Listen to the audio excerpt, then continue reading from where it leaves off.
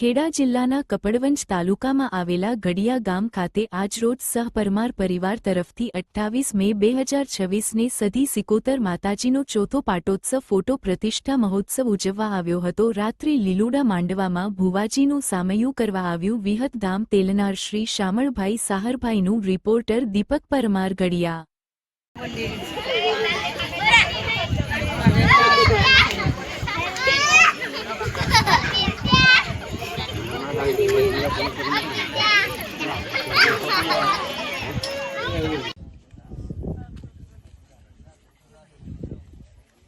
उधर तो कंप्लीट है ना